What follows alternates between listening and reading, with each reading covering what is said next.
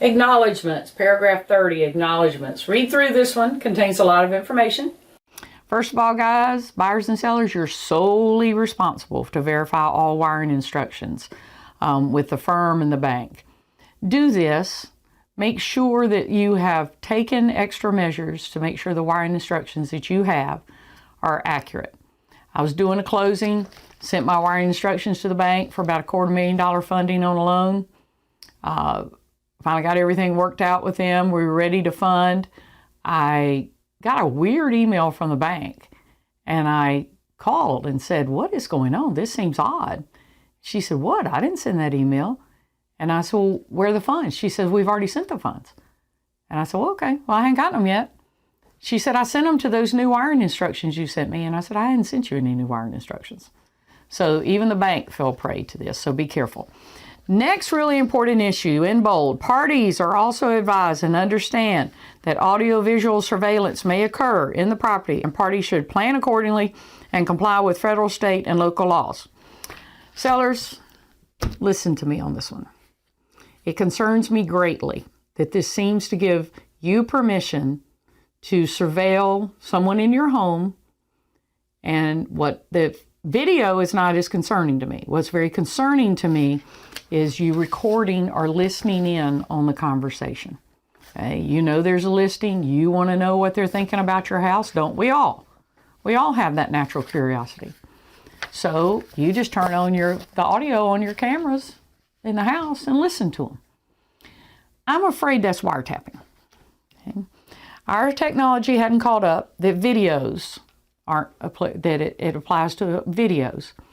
But we've had wiretapping laws for forever, basically, it seems like. I checked with a federal criminal defense lawyer and asked if I were correct. Because in South Carolina, we're what's called a one-party state.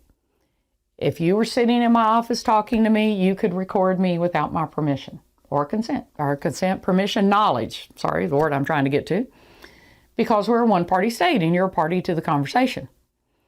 What you couldn't do is leave your phone on the table and record me speaking with someone else, because you're not a party to that conversation, unless one of us gave you consent. So apply this to your house. You're leaving your house, you have your cameras on, you are listening in on two people. You're not a party. Have they given you consent? Probably not. Here's the suggestion. Above the door that they're walking in, okay, not in the back or somewhere they'll never see it, maybe where the lockbox is or something. Make it clear, okay, plain, clear language to anyone entering your home that their surveillance, video and audio could possibly be in play. It seems that once they walk through that door, knowing that that's happening, they've given you consent, or at least implied consent. That's my best advice to you. Just not doing it. I know that people do it all the time. I just don't think the law has caught up. And I think when it does catch up, some people are going to be very unpleasantly surprised. In this paragraph 2, it says that you acknowledge receiving, reading, reviewing, and understanding this contract, understanding the South Carolina disclosure form, the agency form, any agency agreement, and gotten copies of all those documents. It also is your acknowledgement that you've had time and opportunity to review all the documents and public records and to receive legal counsel prior to signing this contract.